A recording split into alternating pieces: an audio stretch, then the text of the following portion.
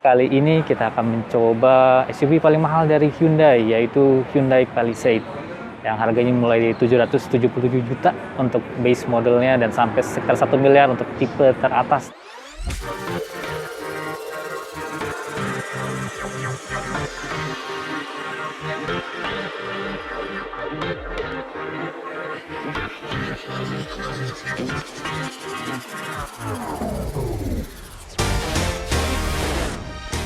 Pertama kali melihat Hyundai Palisade, saya langsung teringat SUV yang ada di Amerika Serikat karena bentuknya yang besar.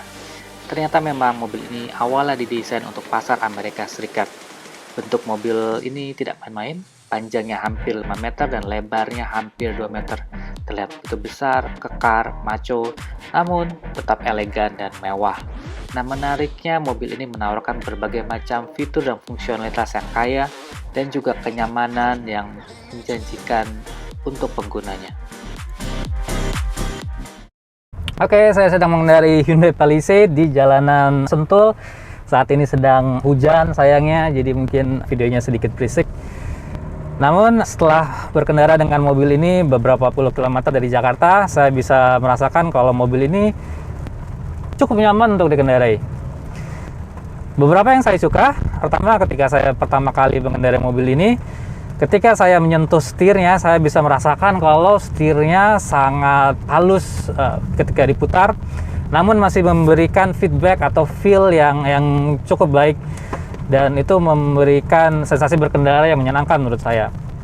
Dan mobilnya juga bisa melaju cukup mulus, transmisi otomatis 8 percepatannya cukup bagus, perbedaan giginya tidak terasa, sangat mulus, dan mesinnya juga dengan torsi yang besar 440 Nm mulai dari 1780 rpm. Ketika kita mulai menginjak pedal gas, mobil ini bisa melaju dengan mulus walaupun mobil ini beratnya hampir 2 ton. Mobil ini menggunakan mesin diesel 2200 cc 4 silinder segaris turbocharged yang menghasilkan tenaga hampir 200 tenaga kuda. Mesin ini cukup mulus dan halus sehingga hampir terasa seperti sebuah mesin diesel. Jadi bagi eksekutif yang membeli mobil ini dan suka mengemudi sendiri, maka saya bisa bilang pengalaman mengemudinya masih menyenangkan di mobil ini. Ya, bagaimana tidak, di sini semuanya sangat cukup menurut saya.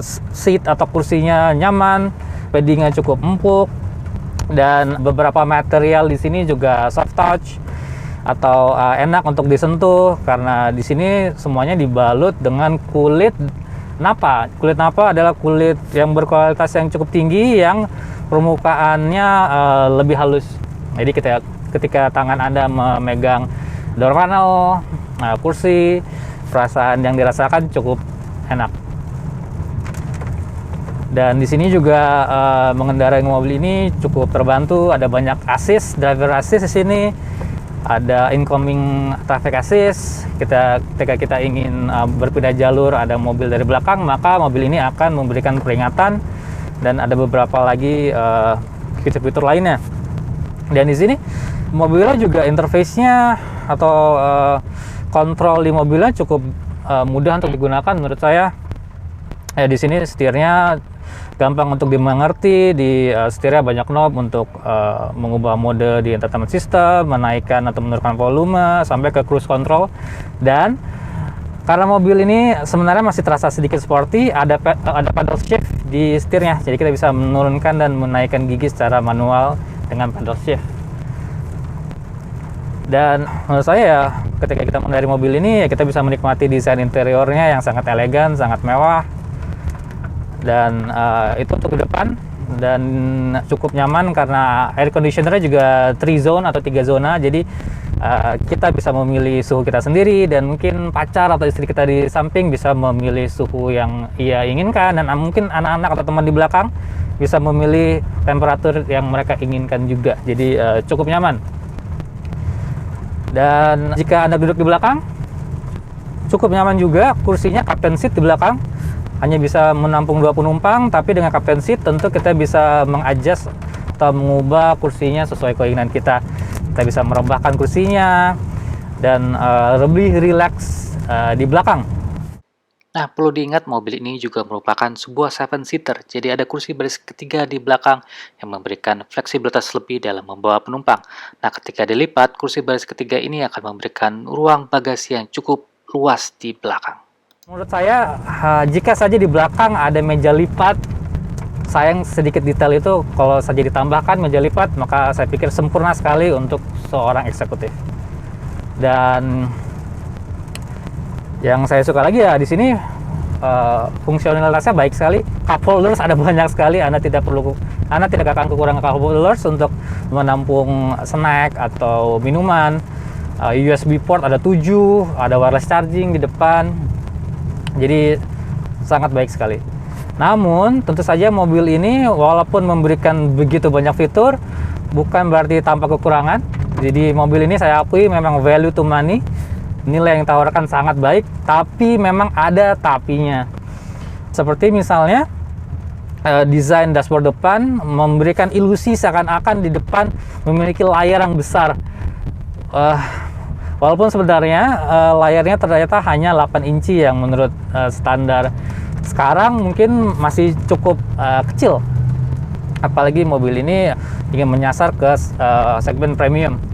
Dan kekurangan lainnya menurut saya, ketika kita berkendara mungkin mobil ini masih sedikit memberi turbo lag, jadi kita harus sedikit menahan gas, menunggu turbonya nge-spool up dan bisa memberikan tenaga yang kita butuhkan.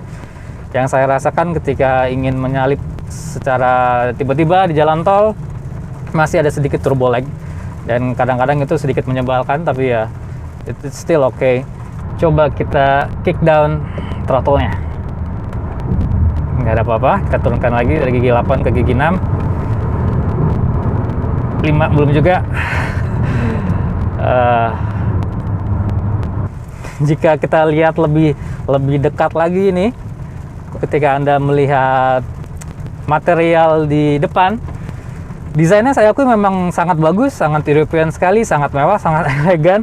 Namun ketika Anda memegang atau melihat lebih dekat, misalnya material panel di tengah, di side door panel, maka terasa atau terlihat materialnya kurang premium menurut saya. Panel trimnya ketika saya ketok misalkan, masih terdengar seperti sebuah material tipis dan tidak membuatnya terasa atau terdengar dan terlihat seperti sebuah bahan yang premium. Oke, jadi mungkin sekarang kita coba analisa kenapa mobil ini begitu sukses untuk Hyundai. Hyundai memberikan informasi bahwa dalam 1 bulan saja dari peluncurannya di bulan Desember sampai di bulan Januari, mobil ini sudah berhasil dipesan sebanyak 200 unit. Ya, menurut saya untuk mobil dengan harga bandrol segini mulai dari 770 juta ya lumayan penjualan 200 unit. Berarti apa yang membuat mobil ini cukup laku di pasaran? Jadi memang satu yang bisa saya lihat memang mobil ini kaya fitur. Kedua, memberikan desain eksterior dan interior yang melebihi harganya. Desain dalamnya, interiornya sangat European sekali, sangat Eropa sekali, sangat elegan dan mewah sekali. Eksteriornya menang penghargaan dari Red Dot Awards tahun 2019, berarti memang desain luarnya cukup menarik. Dan selanjutnya ketika kita mengendarai mobil ini, memang sensasi berkendaranya cukup menyenangkan. Dan selanjutnya bagi yang eksekutif yang ingin duduk di belakang, membawa keluarga, mungkin disupiri ketika hari kerja, di belakang memang cukup nyaman. Dan yang terakhir, memang semua itu dibalut dengan harga yang kompetitif. Untuk sebuah mid-size SUV sebesar ini, harga 770 juta. Selanjutnya varian yang lebih atas 840 juta sampai ke 1 miliar untuk varian yang all-wheel drive. Memang sangat kompetitif menurut saya. Jika Anda cari dengan kelas mobil sebesar ini, mungkin harganya akan lebih mahal, mungkin sekitar 300 sampai 500 juta seperti misalnya BMW X5 mungkin juga Mercedes-Benz GLE misalkan. Mobil-mobil itu memang lebih premium, lebih refine, lebih mewah, namun Anda harus merogoh uang sampai 500 juta lebih banyak dibandingkan membeli mobil ini, dan mobil ini bisa memberikan atau menjalankan fungsi yang sama seperti mobil-mobil yang lebih mahal itu. Sensasi berkendaranya hampir sama, dan yang value yang ditawarkan menurut saya memang sangat baik. Makanya menurut saya itu mengapa mobil ini cukup laris di pasaran. Jadi seperti yang saya pernah bilang, mobil ini memang salah satu value proposition atau sebuah paket nilai yang sangat menarik di segmennya dan di pasaran saat ini.